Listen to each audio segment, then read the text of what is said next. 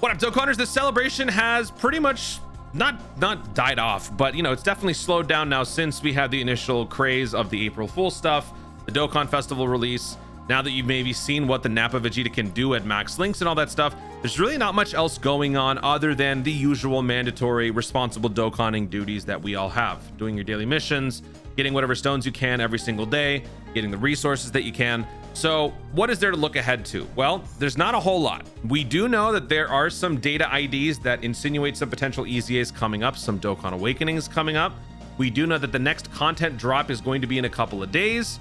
And we're going to go ahead and just speculate based on those two or those few bits of information. So let's start by talking about the part 2 date. I'll probably still do another video for this because once we get closer, maybe once we get the EZA, we might have a little bit more in terms of speculation and predictions. But the only thing that we've got in terms of the campaign details as far as important dates are concerned is pretty much just this, and that's the stone sales. So this one is going to be ending Monday the 13th of April, 7 a.m. or 7:59 a.m. PST. Actually, you don't have daylight savings in California anymore. So this means that this is effectively 2 weeks. So in general, rule of thumb for those of you who don't know, you'll probably won't remember this, but it's a 2-week thing. Any Dokkan festival, any part of a celebration typically goes 2 weeks. So there are a few exceptions, like in November specifically, there's one November Dokkan festival that tends to go 3 weeks, which is really bad. That is one of the more grueling, unbearable times for Dokkan. But this is a very long 2 weeks in April. So after this, it'll go into part 2. Part 2 is not going to be any better. So in terms of expectations, I would keep your expectations very low. And no matter what it is, it's probably not going to be that much of a must summon. So with that 2 weeks in mind, what are we going to be getting in terms of content coming up? Well, it looks like Rick already showed us here because he says the next content drop for April is going to be April 8th, 5 GMT UTC. That translates to 10 p.m. April 7th in my time, which is pretty much in line with typical content drops going into, or you know, somewhat into a celebration. So this is effectively going to be the EZA. Whatever the EZA is, whatever other stuff that we maybe get with it, maybe some red zone, maybe some supreme magnificent battle stuff, I don't know, you never know. Whatever else they give us alongside that EZA should be dropping around here. So if we reverse engineer that, if this is day 0, and that means day -1, so the day before would be the data download, which means the day before that would be a potential reveal. So as far as what we can be expecting next, I think maybe the April 5th night going into the 6th, ergo about a day from me posting this video, we'll probably get the details for the upcoming EZA, whatever that is. What is that EZA and why are we talking EZAs? Well, the first and most obvious reason should be noticeable in game, and that is this right here. In your campaign missions for this particular celebration, we've got a bunch of different things that they want us to do. Typically stuff that just kind of focuses on, you know, the uniqueness of that celebration. Since there's not a whole lot of unique stuff going on here, we got pretty much the standard stuff: Whis event, Roshi event, Dokkan Frontier. You can expect to see this pretty often now because this is, you know, a new mode that is going to be here forever. But then you also have this in the middle: clear an Extreme Z battle once. Now, obviously, you could just go and do any random Extreme Z battle if you want to, but if you're a veteran Dokkaner like me, you take exception to this, because why would they want you to go do that? Probably because there's a new EZA coming up. If anything, I feel like they should just make this a question mark, but whatever. So the fact that this is here heavily implies an EZA is coming, and we can further corroborate that courtesy of this right here. So Proton does the typical data ID stuff, and so here with the latest data download, all the new IDs are sequential. The ID ratios between the two tables are 2, 2, and 7, 7. You don't have to worry about all this stuff. Basically, TLDR, this points to an awakening for Tech Goku into an LR. This is the Namek free-to-play Goku that we got during Dokkan Frontier's initial release. This unit is predisposed to be an LR, so that could be coming up. That doesn't mean that it's going to happen. That just means that the IDs suggest this. An awakening for the STR Krillin, who is also supposed to be getting an awakening at some point, and 1 TUR EZA. STR Cyberman's awakening is in the first table, also creates extra ID gaps where a simple awakening or a super EZA might fit. So for the sake of this video, I guess we'll kind of consider both of these things. Now, when it comes to the EZA, the number one choice that I think most people will probably say is going to be RADITZ. RADITZ mainly because he needs it. He was horrible upon release. April 8th, 2022, he is 4 years in the making. He deserves a retry. Him getting an EZA would not only serve as good redemption for the character, because there is not a single usable, well, not used, that's not true, but like relevant, you know, somewhat respectable Raditz out there. So this guy getting an EZA that makes him good would be great, not only for him, but also for Saiyan Saga. Not only that, Extreme Saiyan Saga. And on top of that, I talked about this in my recent video, this guy is the perfect replacement lead for the new Nappa Vegeta, because some of you guys, maybe you wanted to get the Nappa Vegeta but couldn't, right? Maybe you didn't have the stones, you just didn't want to spend all of it here because you got other stuff coming up down the road. This guy's leader skill, while it is complex, because it's got 1 2 3 4 5 6 7 8 different leader skill combinations, this guy covers pretty much the gist, pretty much the most important parts. You got Saiyan Saga. Extreme Saiyan Saga is effectively Nappa, Raditz, Vegeta, who are all space traveling warriors. And then for Pure Saiyans, you also have a few more space traveling warriors, but more importantly, Pure Saiyans covers the accelerated battle giant ape power stuff.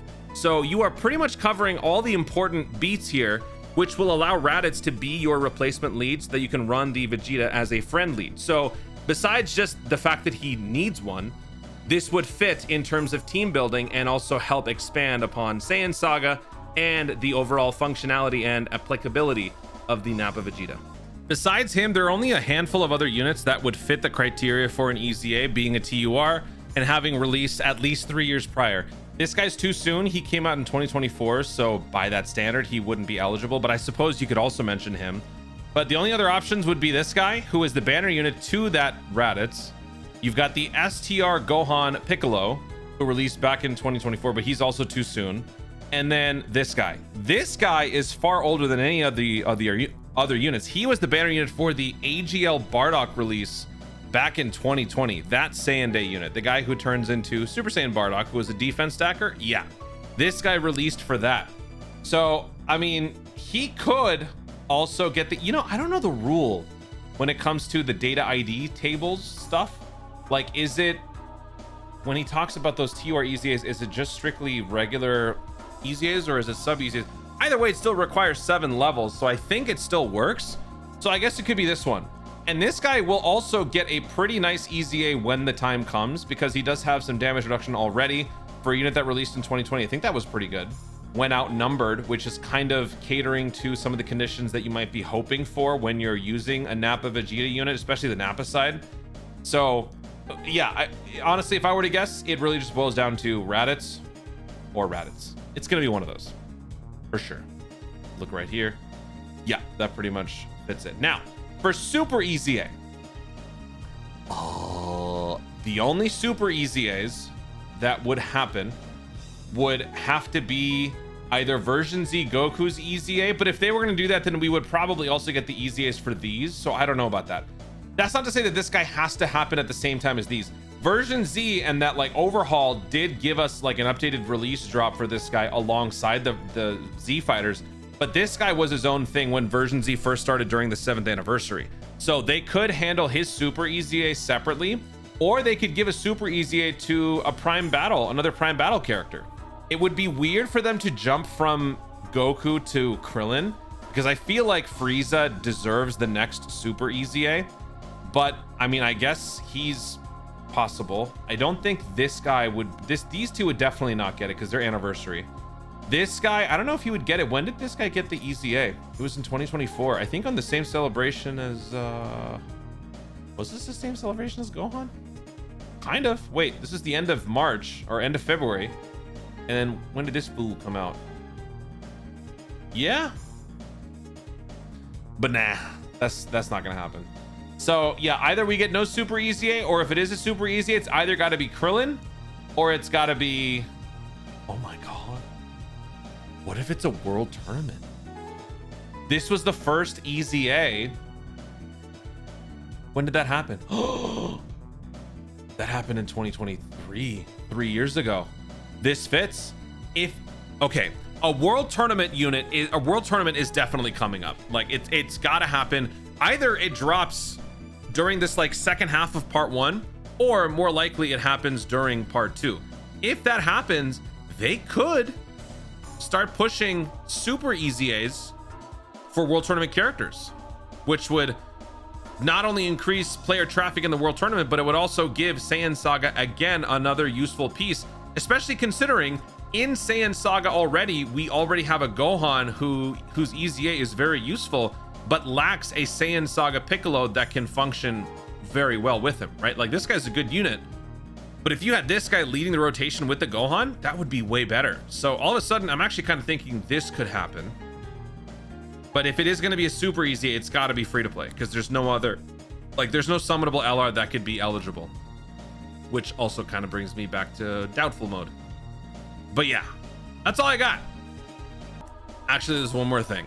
It should be pointed out that while it also suggests a simple awakening, we should not omit the possibility of an awakening happening. There is a character that sorely needs an awakening from Saiyan Saga. Some of you might not even know about this character because he's quite a deep cut, but it's this fool right here, SR Nappa. Actually, he was originally an R unit. This unit was discontinued, and I only realized recently that I never actually fully farmed out and max linked this guy. And when I tried to get this guy, that's when I realized. So yeah, another unit lost in history. But this guy's final form is just an SSR. So this dude, so maybe we forego the super EZA altogether and they don't do that, but instead this guy gets a Dokkan Awakening. I'm a little less confident about this happening because this guy, the medal needed to awaken this guy, is from a story event that already received a Dragon Ball story event overhaul, if I'm not mistaken. Like, if I go over here, we go to Saiyan Saga and we go down here to the end. Okay, no, one before. Where'd you go? This guy. Yeah, Attack of the Saiyans, is that what it's called? Saiyan Warrior Race. That's what this medal is. This event is already a part of the Dragon Ball story set, so if they were to add more stages to it, first of all, actually, have they added more stages to a Dragon Ball story event after it's been overhauled? I don't think so. So that actually, I feel like, just eliminates it altogether. But there is also that. So maybe it's just a friendly reminder for those of you who might not even have heard of this guy. You want more characters to link, or maybe just want to have more units to run alongside that Nappa. This guy is a great link buddy for him. He's terrible in general, but he is just sort of a random deep cut. In fact, what's the super attack? I never use them. Right. Okay. Yeah. Cutting edge stuff right there, people. I hope we get more. I really do. By the way, did you guys know over 9,000 doesn't just feature Saiyan Saga, but it also features Champa? I'm always told the reason, and I always forget. It's some sort of global JP translation thing that I keep forgetting. Can somebody remind me, please? Anyway, that's it. Guys, thank you so much for watching. If you enjoyed the video, be sure to like down below, leave in the comments your thoughts, your ideas, your predictions on what that potential EZA is going to be. If it is going to be physical Raditz, what sort of EZA can you expect? For a potential awakening or super EZA, which LR or just awakening do you think is most suitable for that sort of thing? And are you guys looking forward to the second half of this celebration? Are you a big Saiyan Saga fan? If so, what are your expectations for the category moving forward, both with the rest of this part 1 and going into part 2? What would your part 2 LR be if it were to be somewhere related to Saiyan Saga? Let me know in the comments down below. Also, be sure to subscribe for more content in the future and click the notification bell so that you'll let YouTube know when I see more of my stuff. Thank you so much for watching. Stay tuned and always remember to Dokkan responsibly.